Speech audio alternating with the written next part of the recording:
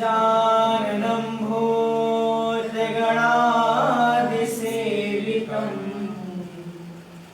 कपिध्वजम्बो फलचारुभक्षणम् उमासुतं शोकविनाशकारकम्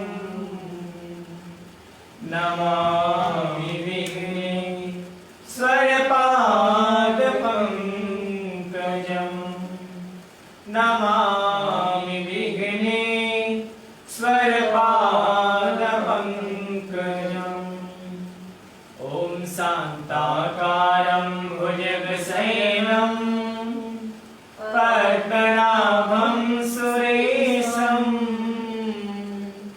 विश्वाधारं गगनसदृशं मेघवर्णं शुभांगं लक्ष्मीकान्तं कमलनयनं योगविद्यानगम्यं वन्दे विष्णुं भवभयहरं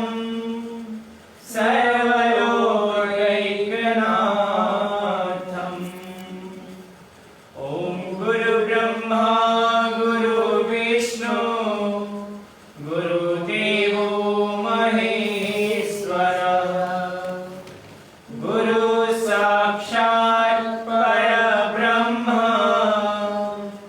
तस्मै श्री गुरवे नमः ध्यानमूलं गुरुमूर्ति पूजामूलं गुरुपदम् मन्त्रमूलं गुरुवाक्यम् मोक्षमूलं गुरुकृपा वसुदेवसुतं देवं कंसचाणूरमर्दनं देवकी परमानन्दं कृष्णं वन्दे जगद्गुरुम् ॐ श्री परमात्मने नमः अथ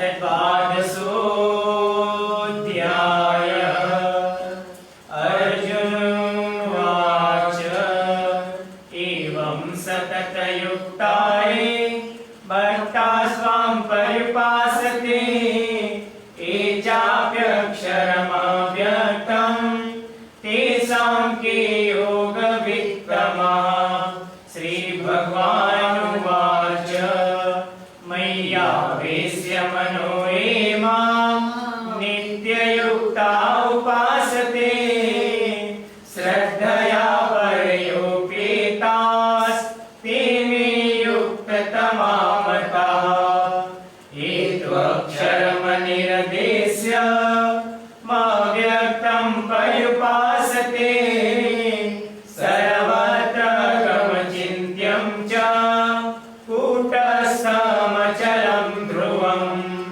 संनियम्येन्द्रियग्रामं सर्वत्र समबुद्धयः ते प्राप्नुवन्ति मामेव सर्वभूतहिते रताः क्लेशोऽधिकतरस्तेषाम् मव्यक्तासक्तचेतसाम् अव्यक्ता हि गतिर्दुःखं देहवद्भिरवाप्यते ये तु सर्वाणि कर्माणि मयि सन्न्यस्य मत्पराः अनन्येनैव योगेन मां ध्यायन्त उपासते तेषामहं समुद्धर्ता मृत्युसंसारसागरात् भवामि न चिरात् पार्थ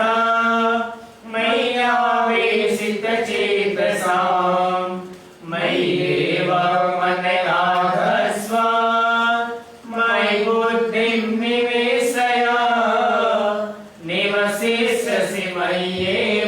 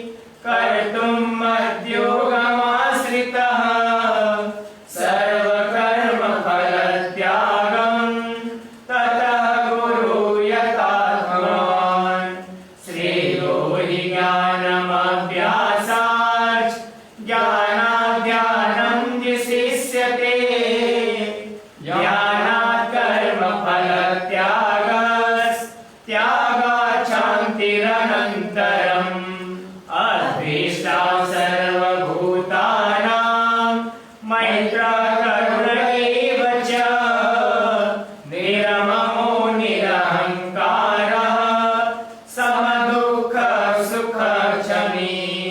सन्तुष्टः सततं योगी यथात्मा दृढनिश्चयः मयि अर्पितमनो बुद्धिर्यो मद्भक्तः स मे प्रियः यस्मान्नो द्विजते लोको लोकानो द्विजते च यः हर्षामर्षभयोद्वेगैर्मुक्तो यः स च मे प्रियः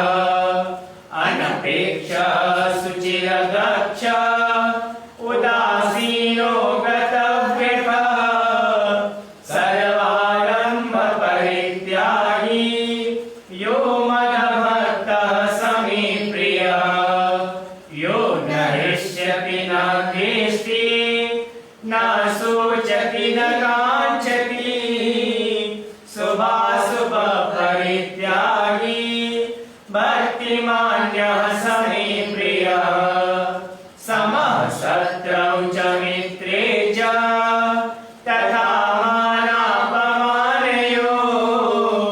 शीतोष्णसुखदुःखेषु समः सङ्गविवर्जितः तुल्यनिन्दास्तुतिर्मौनी सन्तुष्टो येन केनचित् अनिकेतः स्थिरमतिर्भक्तिमान् मे प्रियो नरः एतदन्यामृतमिदं यथोक्तं पर्युपासते श्रद्धधाना मत्परमा भक्तास्तेतीव मे प्रियः ॐ तत्सदिति श्रीमद्भगवद्गीतासु उपनिषत्सु ब्रह्मविद्यायां योगशास्त्रे श्रीकृष्णार्जुनसंवादे भक्तियोगो नाम द्वादशोऽध्यायः हरिः ओम् तत्सत् हरिः ओम् तत्सत् हरिः ओम् तत्सत् श्रीकृष्णार्पणमस्तु शुभं भूयात् वसुदेवसुतं देवं कंसचाणूरमर्दनं देवकी परमानन्दं कृष्णं वन्दे जगद्गुरुं बोले श्री चंद्र भगवान की जय गीता माता की जय परम पूज्य सद्गुरुदेव भगवान की जय।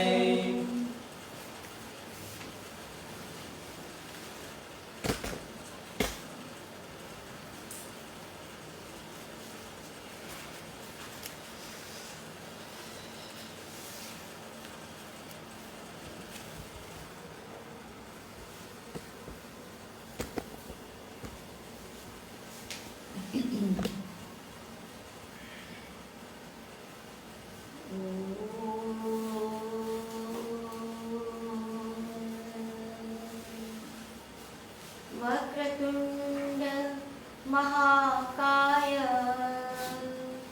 सूर्यकोटि समप्रभा निर्विघ्नं कुरु मे देव सर्वकार्येषु सर्वदा। ॐ वसुदेवसुतं देवं कंसचाणूरमर्दनं देवकी परमानन्दं कृष्णं वन्दे जगद्गुरुम्।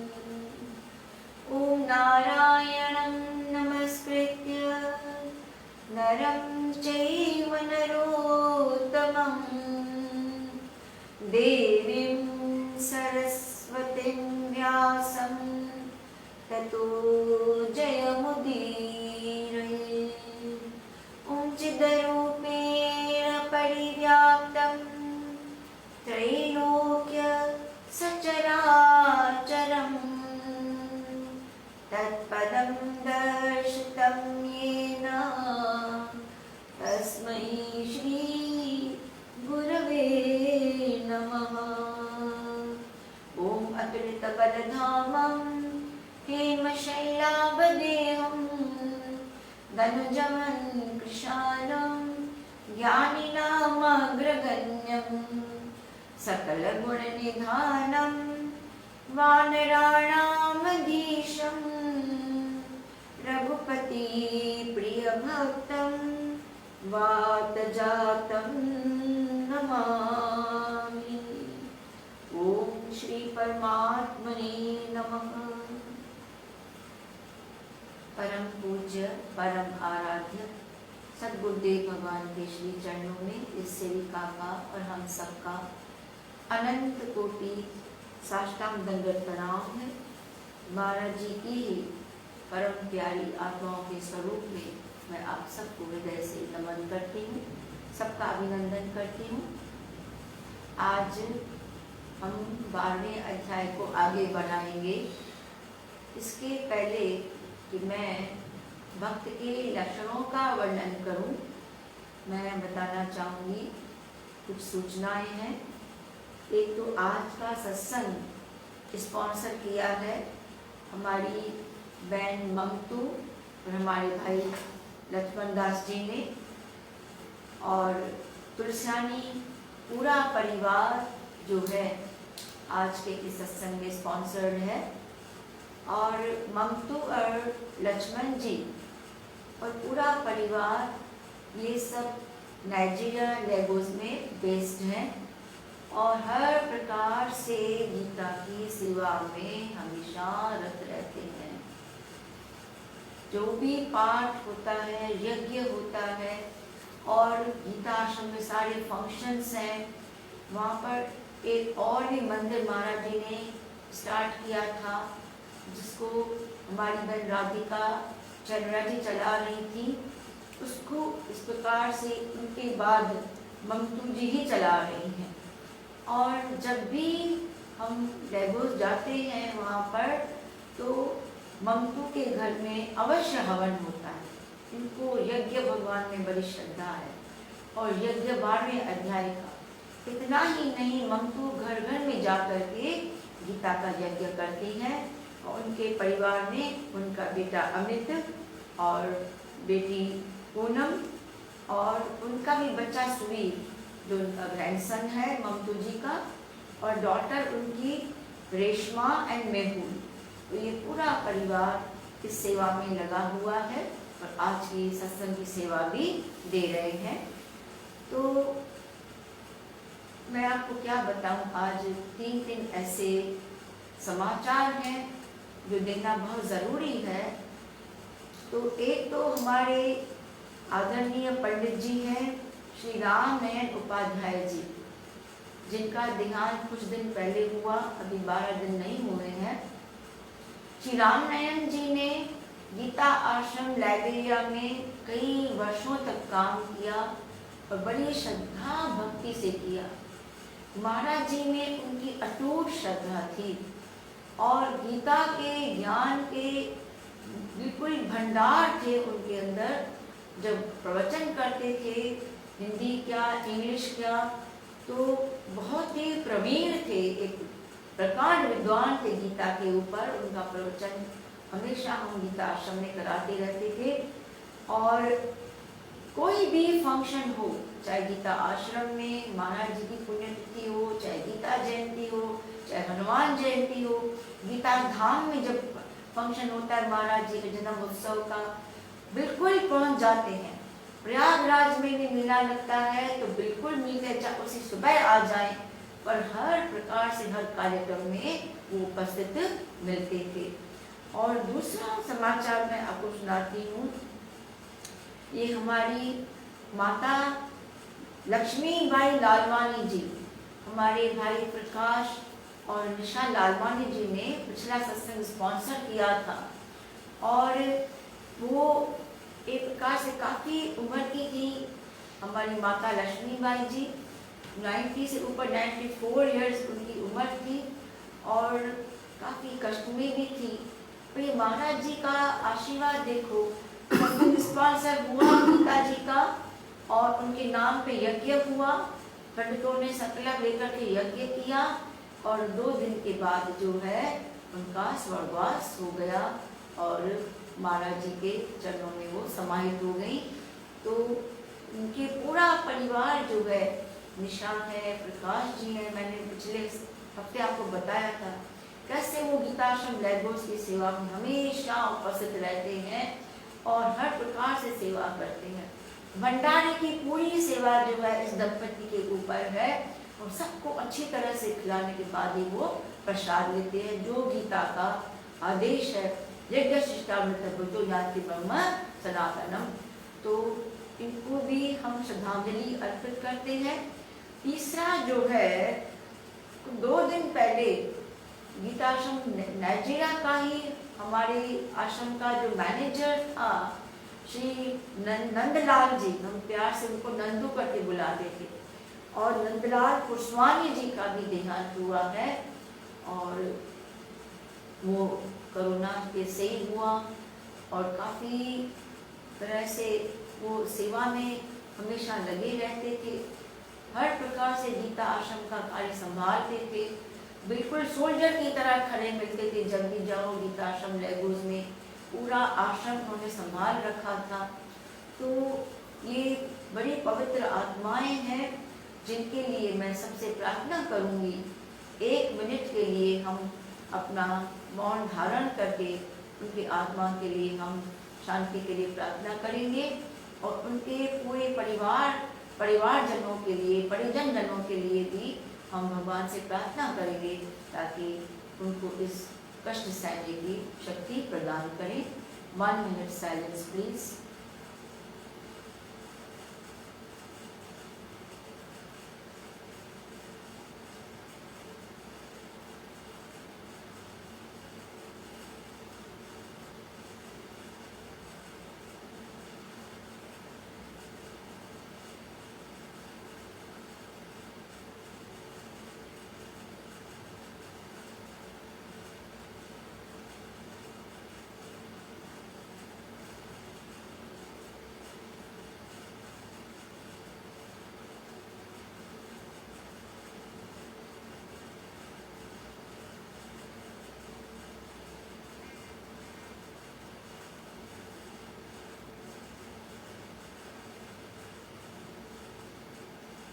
ओम शांति शांति शांति। अब हम आगे बढ़ेंगे गीता जी के भक्ति योग में। भक्त के लक्षणों का भगवान वर्णन कर रहे हैं। ये भक्त के लक्षण कुल मिला के 39 लक्षण हैं, जिसमें से पिछले सत्संग में हमने विचार किया था जो पहला श्लोक है, मतलब पहले भक्त के लक्षणों का जो मंत्र है, एक्चुअली 12वें अध्याय का ये 13वां मंत्र है। अद्वेष्टा सर्वभूतानां मैत्रः करुण एव च निर्ममो निरहंकारः समदुःख सुखक्षमी।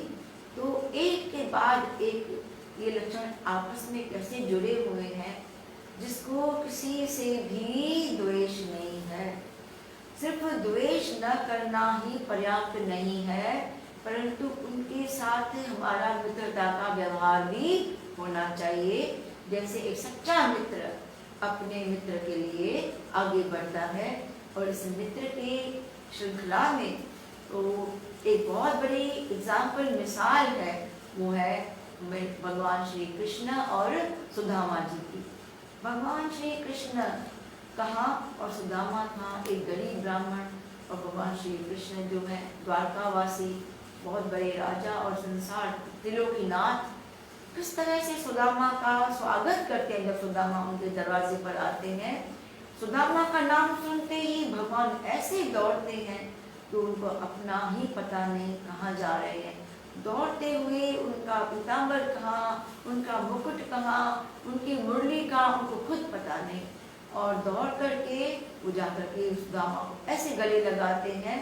जिन पहरेदारों ने उनको सुदामा को अंदर जाने नहीं दिया, मना कर दिया कि तुम अंदर नहीं जा सकते, उनके फटे कपड़ों को, मैले कपड़ों को देखा तो उनको एक किनारे कर दिया कि अंदर तो भगवान महाराजा विराजमान है, उनको जाने ही नहीं दिया, रोक दिया बाहर। जब उन्होंने देखा, ये दृश्य देखा कैसे भगवान उनको गले लगा रहे हैं, वो आश्चर्यचकित हो गए। तो ऐसे ऐसे कई मिसालें हैं इस मित्रता के संदर्भ में।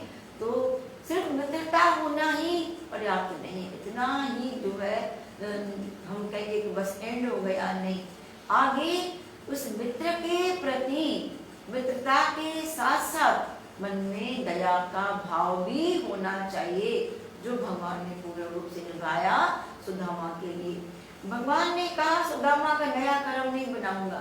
सुदामा ने कुछ मेरे से मांगा नहीं है, परंतु जब रुक्मणी ने जोर दिया कि आप अपने मित्र की गरीबी क्यों नहीं मिटाते हो, बच्चे भूखे मर रहे हैं और आपके पास क्या नहीं है, तब भगवान ने उसका ये रास्ता निकाला कि रुक्मणी, आधा चावल अगर मैंने सुदामा का खाया है, आधा चावल तुमने भी तो लिया है, तो तुम लक्ष्मी स्वरूपा हो, तुम जो है उनका कष्ट दूर कर सकती हो, उनको माला माल कर सकती हो। परंतु जब सुदामा मेरे से कुछ मांगता नहीं है तो मैं उसको कुछ दूंगा भी नहीं, उसका मैं नया कर्म नहीं बनाऊंगा। क्योंकि सुदामा जो है अर्थार्थी भक्त नहीं है। सुदामा कौन है? सुदामा है परम भक्त, ज्ञानी भक्त है, जो कुछ भी भगवान से मांगते नहीं है। तो ये सिर्फ अद्वेष्टा होना के बाद कैसे भगवान इस लैंग्वेज को, लक्षणों को आगे बढ़ाते हैं। मैं हमेशा कहती हूँ गीता की भाषा बड़ी साइंटिफिक है, एक के बाद एक जो बातें आती हैं उनसे जुड़ी हुई होती हैं, उनसे आगे बढ़ती हैं और श्रेष्ठ होती हैं। तो फिर मित्रता के साथ करुणा भी होनी चाहिए, निर्ममो निरहंकार, और करुणा करते करते मित्रता निभाते निभाते ममता भी नहीं होनी चाहिए कि उसके साथ इंसान ममत्व में फंस जाए। भक्त जो है भगवान का इन चीजों में, माया में, ममता में फंसता नहीं है। निर्ममो निरहंकार, मन में यह अहंकार भी नहीं लाता कि मैंने तो ये कर दिया उसके लिए, अपने मित्र के लिए योग कर दिया, और मेरे मन में कोई ममता भी नहीं है। किसी प्रकार का लेश मात्र भी मन में अहंकार भक्त के नहीं आता। निरहंकार, ये सबसे बड़ा दोष, सबसे बड़ा दुर्गुण है, ये है अहंकार, जो रावण की सारी विशेषताओं के साथ विशेषता सब पीछे रह गई जब रावण के मन में अहंकार आ गया। तो बार बार भगवान से ये प्रार्थना करनी चाहिए, प्रभु हमें किसी प्रकार का मन में अहंकार न हो, ऐसी मेरे ऊपर, हमारे ऊपर कृपा करें। निर्ममो निरहंकार समदुख सुखाक्षमी। अभी मैंने आपको बताया ना, संसार में ये सुख दुख जो है ऐसे द्वंद्व साथ में हमेशा चलते रहते हैं, चाहे लाभ हो, चाहे हानि हो, निंदा हो, चाहे प्रशंसा हो। भगवान का भक्त इन चीजों में फंसता नहीं है। ये तो आने जाने वाली चीजें हैं। आद्यंतवंत कौन्तेय न तेषु रमते बुधः। ऐसा बुद्धिमान भगवान का भक्त होता है, इनमें फंसता नहीं है। सुख आया है वो भी चला जाएगा, क्योंकि भगवान ने कहा है आगे चल के 13वें अध्याय में कि सुख दुख तो विकार है ही है, परंतु अर्जुन सुख भी विकार है। तो हम कहेंगे भाई सुख विकार कैसे हुआ? सुख तो सुख होता है, हमें अच्छा लगता है, परंतु सुख सबसे बड़ा विकार है, क्योंकि सुखों में इंसान भगवान को भूल जाता है, सुखों में इंसान जब तब भूल जाता है, और सुख थोड़े समय के लिए आता है, और फिर सुख के बाद जब दुख आता है इंसान से सहन नहीं होता। ये सबसे बड़ा विकार है। तो ये सुख दुख सुखक्षमी, क्षमावान होता है भगवान का भक्त। तो अब हम आगे बढ़ेंगे। संतुष्टः सततं योगी यतात्मा दृढ़ निश्चया मयि अर्पित मनो बुद्धि यो मद भक्ता समे प्रिया। इसके पहले श्लोक में भगवान ने कहा था भक्त के लक्षण 7 लक्षणों का वर्णन, और इस श्लोक में है 5 लक्षणों का वर्णन। तो 7 और 5 मिला करके फिर 12 की संख्या आती है। तो संतुष्ट, ये भक्त का सबसे बड़ा लक्षण है, संतोषी होता है भक्त। चाह गई चिंता मिटी, मनवा बेपरवाह, जिसको कुछ नहीं चाहिए वो तो शाहन के शाह। क्योंकि भक्त को किसी प्रकार की कामना, वासना, तृष्णा, इच्छा होती ही नहीं है, क्योंकि वो तो भगवान का भक्त है। तो नित्य निरंतर वो तो भगवान के भजन में लगा होता है। उसको तो बस एक ही इच्छा है कि बस मुझे परमात्मा का ही सहारा मिले, भगवान की आश्रय मिले, उनकी शरणगति मिले, और मरने के बाद बस भगवान से ही जुड़ जाऊं। मरने के बाद किसने क्या देखा, ऐसा भगवान का भक्त तो जीते जी भगवान से जुड़ा हुआ है। तो ऐसा संतोषी वाला एग्जाम्पल हम अपने गुरु महाराज में देखते हैं। गुरु महाराज ऐसे संतोषी थे कि टूटी खाट में भी सो जाते थे, बस गीता के प्रचार के लिए। कहाँ कहाँ चले जाते थे। छोटे से गांव में गए, डिग्गी में, जहाँ चंपा देवी में, वहाँ गीता आश्रम इलाहाबाद की एक शाखा जो है शुरू करना चाहिए, महाराज जी वहाँ भी चले गए। कोई ठिकाना नहीं किसी चीज का, न सोने का, न उठने का, न बाथरूम का भी ठिकाना नहीं था, परंतु महाराज जी का गीता के लिए प्रेम। और फिर महाराज जी के पीछे पीछे जो है लखी बेलवानी, कविता बेलवानी, लंदन के कई भक्त, यूएस के भक्त महाराज जी के पीछे पीछे चलते थे। उनको उस समय कोई भी अपने घर के सुख आराम याद नहीं रहते थे कि कहाँ कहाँ से वो आए।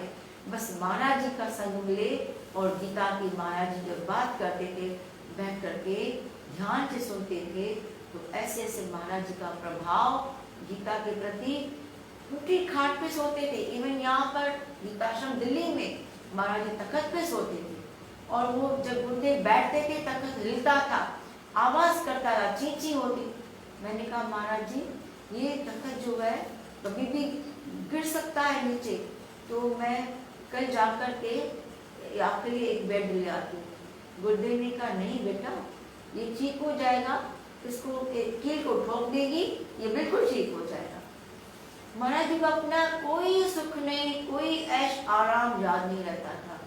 ऐसे संतोषी महाराज जी जब लेटते थे, शाहन के शाह होते थे, तो शहनशाह महाराज जी, सारी दुनिया उनके हाथ में थी। सारी जगत के जो है सुख एक प्रकार से महाराज जी अनुभव करते थे गीता के सुख के अंदर, गीता की शिक्षाओं के अंदर। ऐसा संतोषी जो होता है, भगवान ने कहा मेरा परम प्यारा भक्त है। ये संतोष जो है भक्त के अंदर अपने आप आ जाता है। देखो हमने वो 7 लक्षणों का जब विचार किया 13वें श्लोक में, एक के बाद एक आप अनुभव करेंगे, जो एक के बाद दूसरा लक्षण आता है उससे श्रेष्ठ होता है, जो तीसरा होता है और उससे श्रेष्ठ होता है। तो जिसमें ये 7 लक्षण आ गए, क्षमा भाव आ गया, अद्वेष्टा भाव आ गया, मित्रता और करुणा आ गई, तो संतोष तो अपने आप ही आ जाएगा। उसके लिए खास प्रयत्न नहीं करना होता है, परंतु बार बार जो है भगवान का भक्त, ज्ञानी भक्त, सच्चा कर्म योगी यही याद करता है कि इसके दिन सब छूट जाएगा। जब तक ये वैराग्य वृत्ति मन में नहीं आएगी, तब तक इंसान संतोष को प्राप्त नहीं कर सकता। भगवान ने कहा है मन को वश में करने के लिए अभ्यास और वैराग्य वृत्ति, ये 2 बड़े साधन हैं। तो ऐसे महापुरुषों के मन में जिनका पूरा साधन किया हुआ है, स्वाध्याय किया हुआ है, जप तप योग यज्ञ किया हुआ है, संतोष तो उनके अपने आप उनके अंतःकरण में समा जाता है। तो गोधन, गजधन, बाजधन और रतन धन खान, जो आए संतोष धन, वो सब धन धूल समान। संसार में अनेकों प्रकार का धन होता है, गौओं का धन होता है। नंद बाबा के पास 1 लाख गौएं थी। आप सोचो धनवान नहीं हुआ तो क्या। एक गाय रखी थी हमने गीता आश्रम में गुरुदेव के दिनों में, तो उस एक गाय से कई हमारे पंडितों को, जितने भी हमारे कर्मचारी थे, सबको दूध मिलता था। और रोज जो है बुआ जी कभी कड़ी बनाना, कभी हलवे बनाना, एक गाय से। तो सोचो, ये गायों का धन सबसे बड़ा धन माना जाता है। और गाय माता के अंदर जो है सारी शक्तियां हैं। 33 करोड़ देवताओं का वास गौ माता के अंदर है। गौ माता के ऊपर हाथ फेरो तो बीपी जैसी बीमारी ठीक हो जाती है, एक ही बीमारियां ठीक हो जाती हैं। क्रोध इंसान का चढ़ा जाता है। तो ये गौ माता के अंदर अपार शक्तियां हैं। तो गीता धाम में हमारे पास अभी 450 से ऊपर गौएं हैं। और गौ माता की सेवा ऐसे होती है, मैं आपको बता नहीं सकती। नाम सबके होते हैं हर गौ माता के। जो डोनर इसको देता है, गौदान करता है, वो नाम बताता है। उनके नाम से उनके गले में एक लॉकेट पहनाया जाता है जिसका नाम लिखा होता है। और नाम से पुकारते हैं भीम सिंह उनको, तो गौएं दौड़ी दौड़ी आती हैं, उनको अपना नाम पता होता है। तो ये गौओं का दान, गौ माता के लिए एक ये दक्षिणा देना, ये सबसे बड़ा दान है।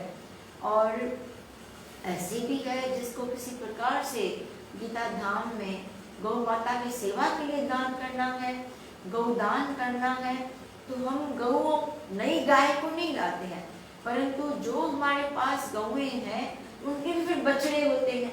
बछड़ों को निकाल के बाहर नहीं करते, नहीं तो कोई तो पकड़ के ले जाएगा, काट खाएगा। उन बछड़ों की भी हम संभाल करते हैं। और गौ माता की जो बछियां आती है तो दूध देने के काम आती है। ऐसे परिवार बढ़ता जाता है। तो बाहर से हम नई गाय को नहीं लाते हैं, परंतु जो दानी गौदान के लिए और गौचारे के लिए दान देता है, उससे गौ माता की और अच्छे से अच्छी सेवा हो जाती है। और भी एक योजना हमने चलाई है, किसी घर में कोई बर्थडे है, एनिवर्सरी है, या अपने किसी प्यारे मित्र के या घर में किसी का देहांत हो गया, उसकी तेरहवीं करनी है, या उसके स्वर्ग जो उनकी एनिवर्सरी है, वार्षिक है, उनके निमित्त कोई दान देना चाहता है तो वो गीता धाम के लिए दान दे सकता है।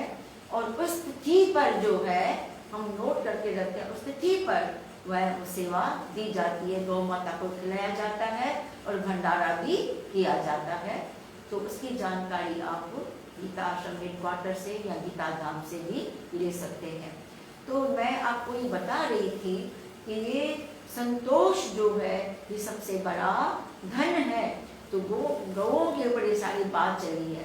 तो गोधन, गज धन, बाज धन, हाथियों का धन, गौओं का धन, घोड़ों का धन, ये सारा धन माना गया है। इससे बढ़कर के और रतन धन खान, रत्नों की खाने क्यों न हो। एक रतन मिल जाए तो इंसान माला माल हो जाए उससे, ऐसा कोहिनूर भी होता है। और रत्नों की खाने क्यों न हो।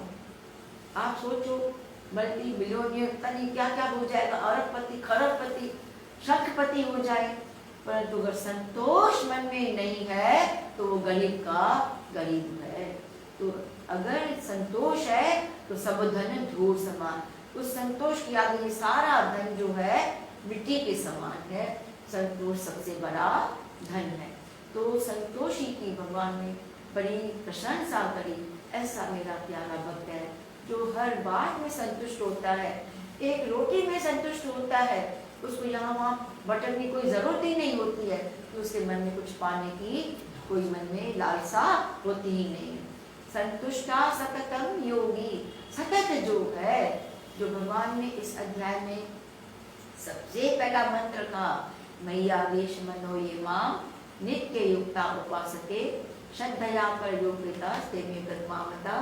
तो अर्जुन ने जब इसका नाम लिया, सतत युक्ता ये, एवं सतत युक्ता ये, सतत की भगवान ने गीता में अनेक प्रकार से कई श्लोकों में प्रशंसा करी। तेषाम सतत युक्ता नाम भजता प्रीति पूर्वकम ददामि बुद्धि योगम तम ये नमामि प्रियान्विते। सतत का कई अर्थ से हम उसका जो है चिंतन कर सकते हैं। एक तो अजपा जप जो होता है ये सतत चिंतन है, सतत लगे रहना भगवान के मंत्रों में, भगवान के चरणों से। और सतत का भी मंत्र उसका अर्थ है कि हम हर रोज जो है भगवान के प्रति ये गीता का पाठ और गुरु मंत्र का जप या हनुमान चालीसा का पाठ, जिसमें भी हमारी श्रद्धा हो हम वो करें। पर सतत एक दिन किया एक दिन नहीं किया तो ये नियम का पालन नहीं होता। नियम लो तो उसको पूर्ण रूप से धारण करो। तो सतत के कई अर्थ हैं और भगवान का भक्त सतत भगवान से जुड़ा होता है और उसको बुद्धि योग का प्रसाद भगवान देते हैं। तो सततम योगी, सतत जुड़ गया भगवान के साथ तो योगी तो अपने आप हो गया। क्योंकि योग का मतलब क्या है? जुड़ जाना। योगी कौन है? जीवात्मा और परमात्मा का मिलन, ये परम योगी की पहचान है। तो भगवान कहते हैं ऐसा योगी जो नित्य निरंतर मेरे साथ जुड़ा हुआ है, योग को मानने वाला और योग को धारण करने वाला, ऐसा योगी मेरा प्यारा भक्त है। तो संतुष्टा सततम योगी यतात्मा, जो भगवान से इस तरह से जुड़ा होगा उसकी इंद्रियां कहीं भागेंगी नहीं। यतात्मा का अर्थ क्या है? पूर्ण रूप से सारी इंद्रियों को वश में करना, मन सहित। मन उसका कहीं नहीं भागता कि उसका मन तो भगवान के चरणों से जुड़ा हुआ है, भगवान में लगा हुआ है। और जपा जप करने वाला हनुमान जी, उसको संसार की क्या चीज चाहिए?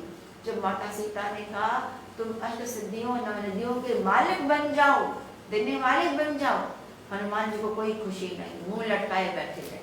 तब भगवान को, हनुमान जी को माता सीता ने कहा कि नित्य निरंतर भगवान राम की तेरे ऊपर हमेशा कृपा बनी रहे। हनुमान जी नाचने लग गए। बस वो तो कृपा के इच्छुक थे, कृपा की ही कामना, भगवान की कृपा मिल जाए। बाकी अष्ट सिद्धियां नवनिधियां कि हनुमान जी को इन बातों की परवाह ही नहीं थी। परंतु हनुमान जी का मन से ध्यान चिंतन मनन करो, पाठ करो, तो हनुमान जी इन अष्ट सिद्धियों नवनिधियों को देने वाले मालिक बन जाते हैं और खूब भक्तों की झोलियां भरते हैं। क्योंकि माता सीता का आशीर्वाद है। अष्ट सिद्धि नवनिधि के दाता असबर दीन जानकी माता। तो ये यथात्मा का जो लक्षण है, ये भक्त बनने के लिए एक सीढ़ी है। अगर हमारे मन में आए हम भगवान के ऐसे परम भक्त बने तो ये लक्षण बहुत ही आवश्यक है। इंद्रियों को चारों तरफ से हटा करके मन सहित भगवान के चरणों में लगाना ही सच्चा यथात्मा जो है ऐसा भक्त होता है। यथात्मा दृढ़ निश्चय दृढ़ होना चाहिए। हाँ, कभी यहाँ जाऊं कभी वहां जाऊं, कभी ये लूं कभी वो लूं, ये दृढ़ निश्चय नहीं है। दृढ़ निश्चय पक्का निश्चय है कि हमको पाठ करना है तो करना है और रोज करना है, और सत्संग में जाना है तो जरूर जाना है और समय पे जाना है। तो ये सब चीजें दृढ़ निश्चय के अंदर आती हैं। परंतु अच्छी बातों का निश्चय होना चाहिए दृढ़, गंदी आदतों का दृढ़ निश्चय नहीं होना चाहिए। कोई कहे मैंने तो निश्चय कर लिया है दृढ़ निश्चय, ये कभी छोड़ूंगा नहीं, शराब कभी छोड़ूंगा नहीं, ये दृढ़ निश्चय जो है ये तो इंसान को बहुत बड़े एक खड्डे में डाल देगा, मौत के मुंह में पहुंचा देगा। तो ये दृढ़ निश्चय जो है वो सही नहीं है, नेगेटिव है। पॉजिटिव क्या है? भगवान की राह में चलना, जो डिटर्मिनेशन होता है जीवन में इंसान के, वो उसको ऊंचा उठाता है और भगवान का प्यारा भक्त बना देता है। तो ये दृढ़ निश्चय जो है ये मेरा प्यारा भक्त है। बेबड़ी मन नहीं होना चाहिए, आज नहीं किया चलो कल कर देंगे, वो क्या होता है? तामसी होता है करता। विषादी दीर्घ सूत्री चय, मैं सो जाता हूँ, चलो नींद बड़ी प्यारी लग रही है। दृढ़ निश्चय होगा, खड़ा हो जाएगा, मुझे उठना है, 3 बजे उठना है तो उठना है, 4 बजे जगना है तो जगना है। उसके बाद जो उसको आनंद मिलता है वो उसका वर्णन कोई कर ही नहीं सकता। वो तो एक प्रकार से स्वर्ग में होता है। इतना जल्दी उठने के बाद जो साधना होती है वो अव्वल नंबर की होती है। तो दृढ़ निश्चयी भगवान का प्यारा भक्त है। मयि अर्पित मनो बुद्धि रियो मद भक्ता सने प्रिया। देखो एक बार फिर भगवान यहाँ पर मन और बुद्धि मांग रहे हैं। शुरू में कहा मैया वेश मनो ये माम, फिर बाद में कहा मयि व मन आधस मयि बुद्धि निवेशया। तो बार बार भगवान मन क्यों मांगते हैं, इस पे थोड़ा हम विचार करें कि भगवान के पास सारी चीजें हैं। हाँ, हम चाहे इतने बड़े जो है टोकरे उस फलों के चढ़ा दें, मिठाइयों के थाल चढ़ा दें, भगवान मन में मुस्कुराते हैं, भाई ये तो सब मैंने तुमको दिया है, मुझे इन चीजों की कमी नहीं है, मुझे एक चीज की कमी है। कौन सी चीज की कमी है? मन। मन मेरे पास तुमने दिया नहीं, मेरे पास मन की कमी है।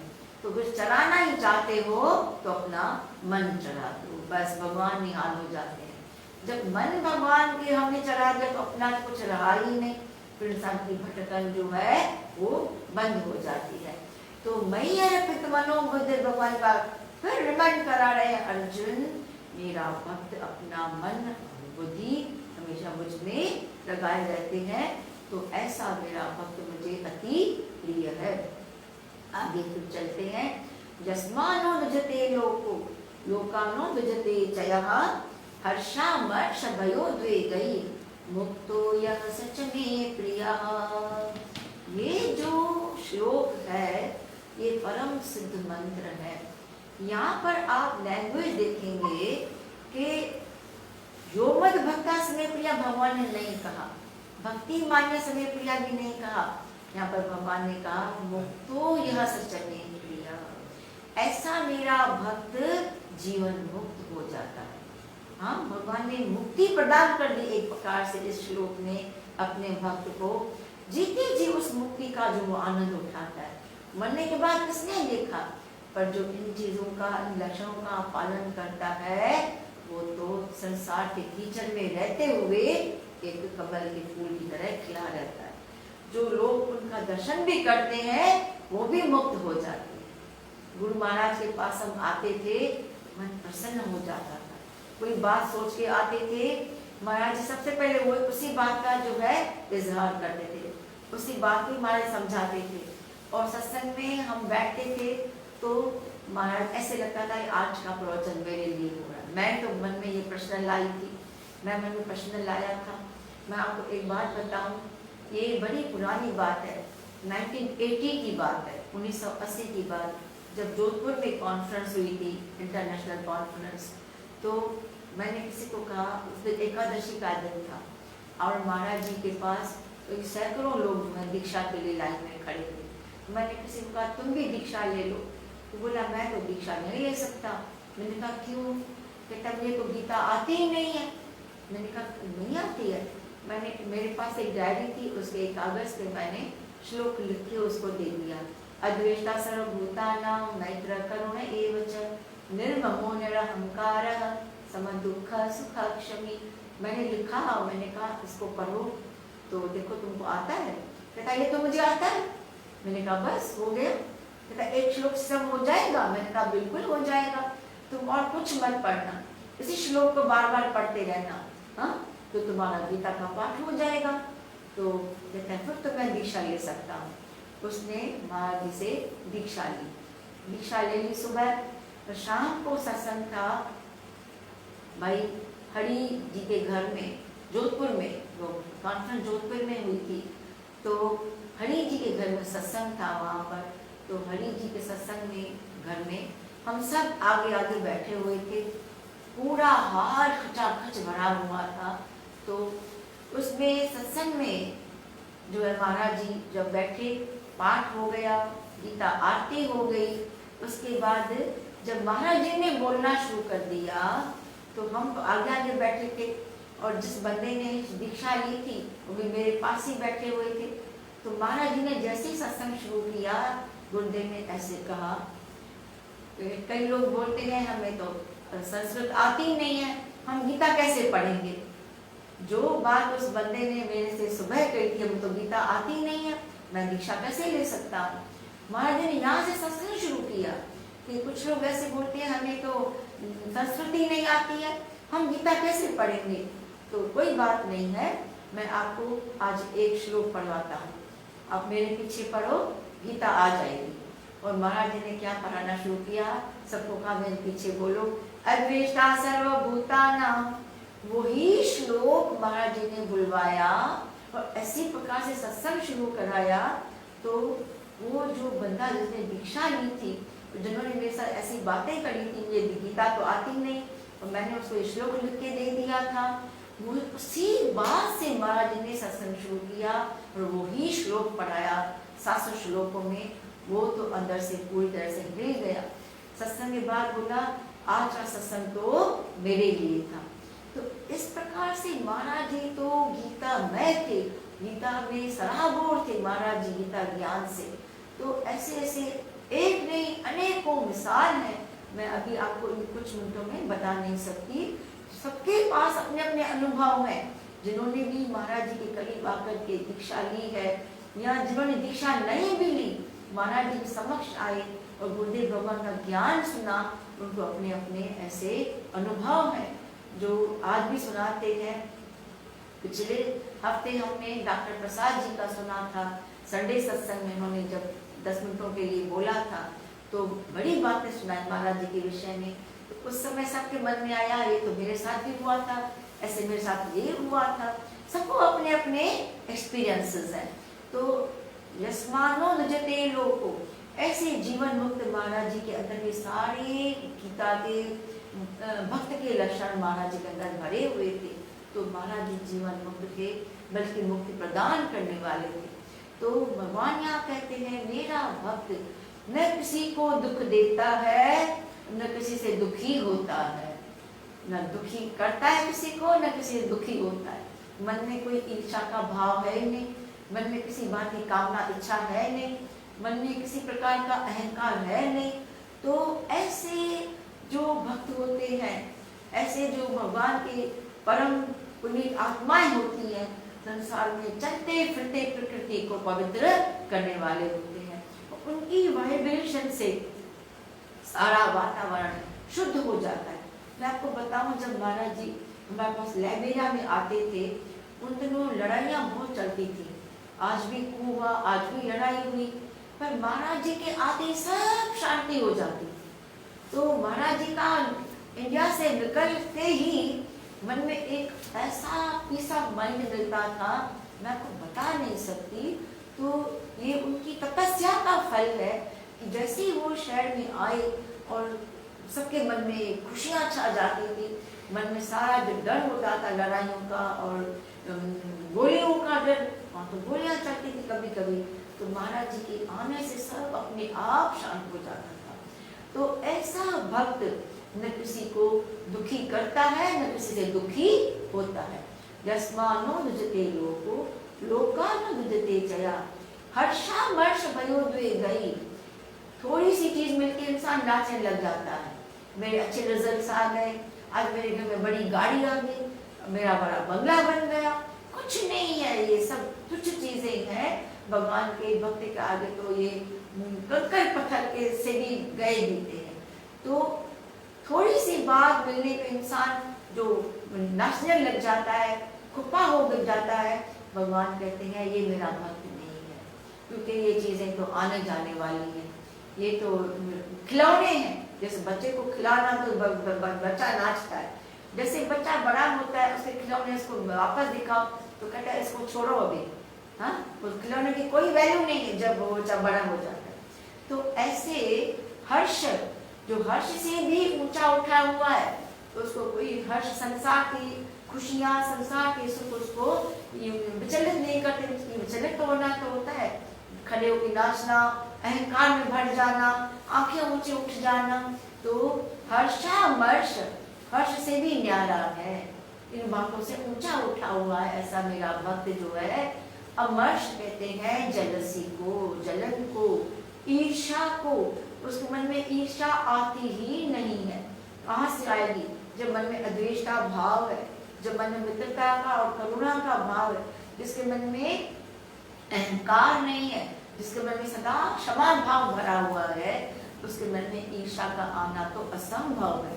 तो ईर्ष्या क्यों होती है कि मेरा बच्चा ऊंचा उठे, पड़ोसी का बच्चे को अच्छी एडमिशन मिल गई, अच्छे स्कूल में मिल गई, मन में ईर्ष्या नहीं होनी चाहिए। एक दिन मेरे बच्चे का भी नंबर आएगा। पड़ोसी के बच्चे को अच्छी जॉब मिल गई तो मन में जलन पैदा हुई, वो भगवान का भक्त नहीं है।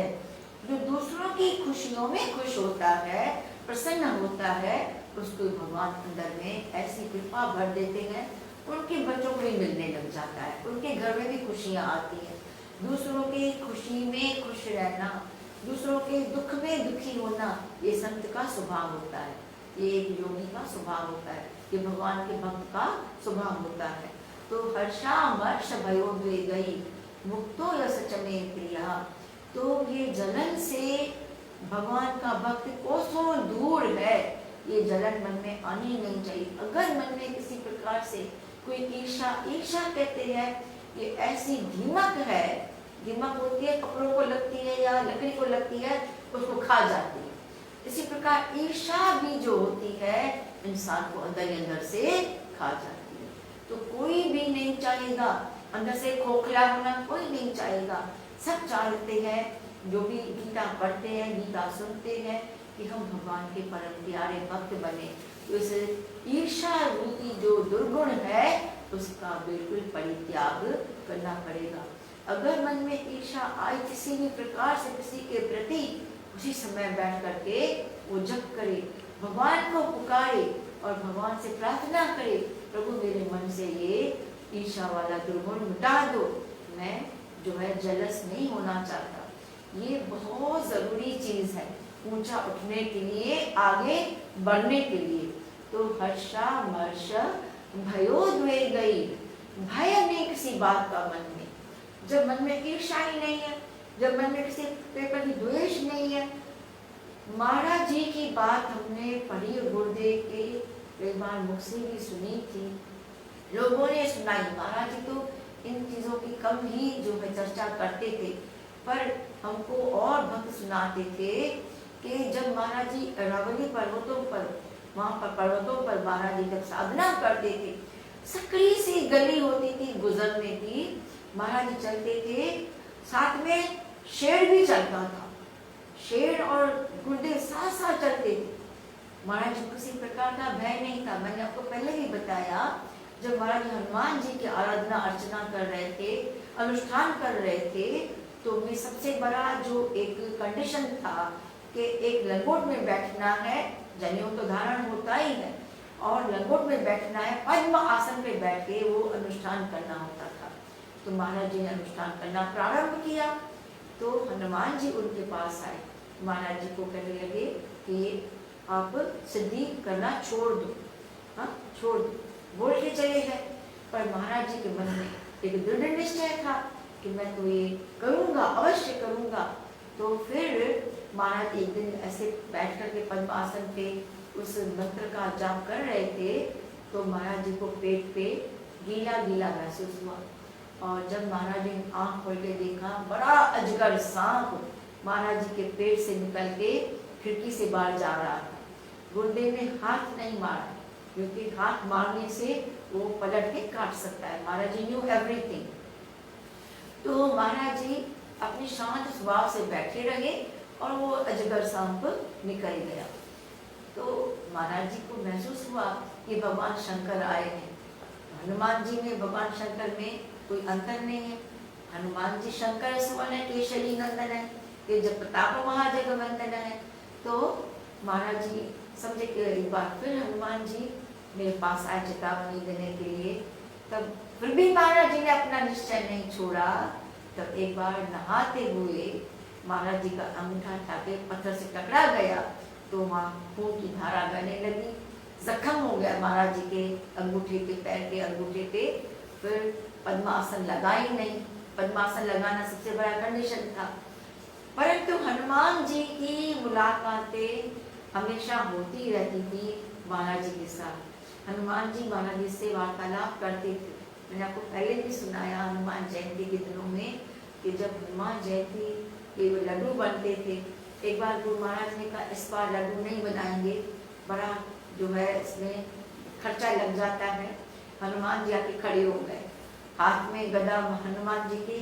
सुबह 4 बजे महाराज जी के समक्ष खड़े हो गए और कहा महाराज मेरा प्रसाद बंद क्यों कर दिया? तो जय बोल के चले गए। महाराज जी ने सोचा ये सपना होगा, लेटे हुए थे। तो महाराज जी फिर करवट बदल के लेट गए दूसरी तरफ, हनुमान जी फिर आ गए। हाथ में वही गदा। महाराज मेरा भोजन क्यों आपने बंद कर दिया?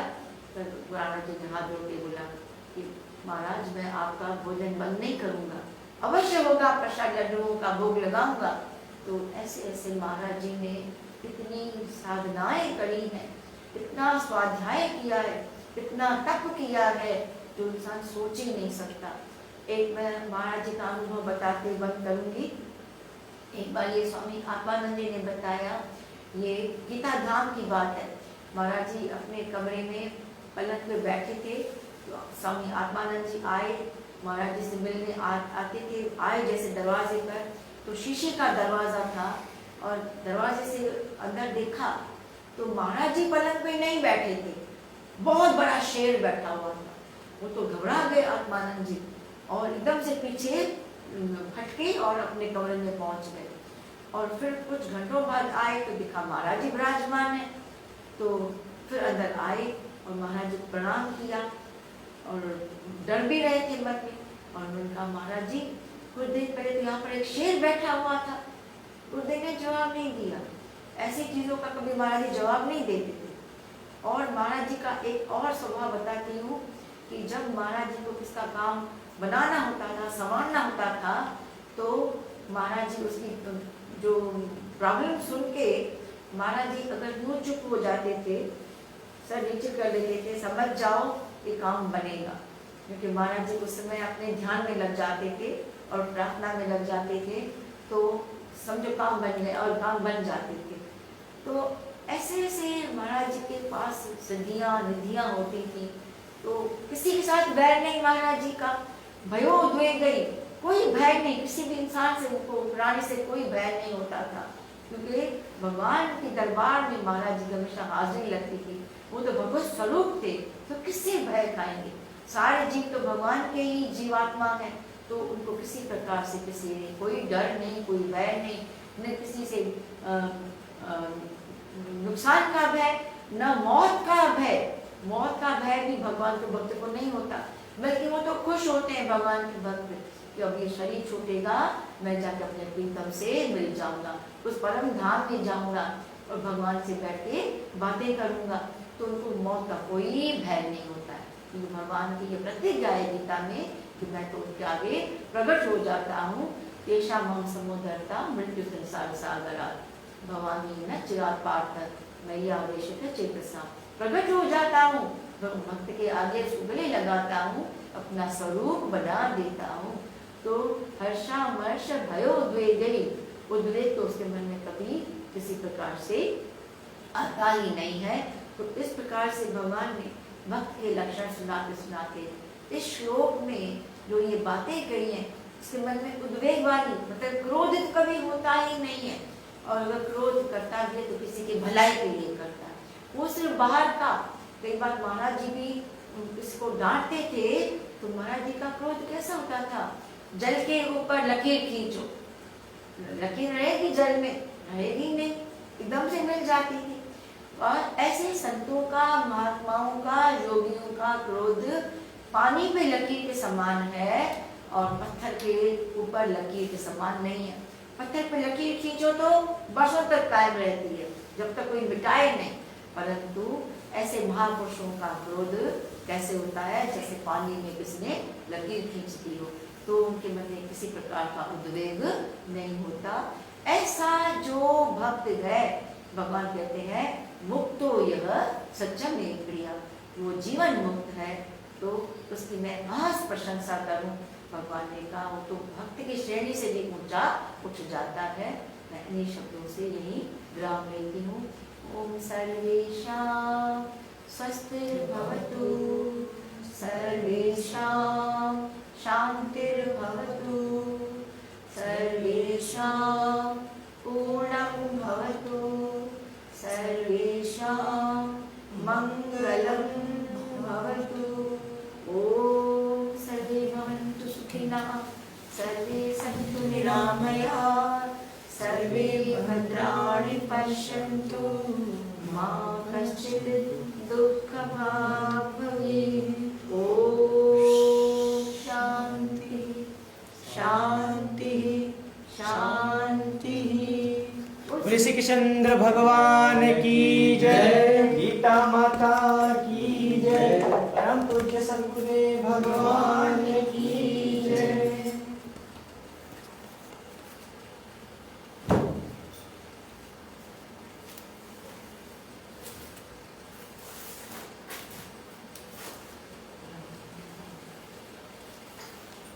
ओम श्री कृष्ण चंद्र आनंद कंद मुकुंद गिरिवर धारिणम यशोनंद गोपी चंद्र काटो फंद भव भयहारिणम नव कंजलोचन तिलक लोचन जगत केवल कारिणम जगदीश योग निधि सबंधो मुनि सवेद उच्चारणम मृदु अधर धर मुरली मनोहर गान ज्ञान प्रचारणम बल बाहुवतुल अनंत अविचल आदि पुरुष अकारणम करुणा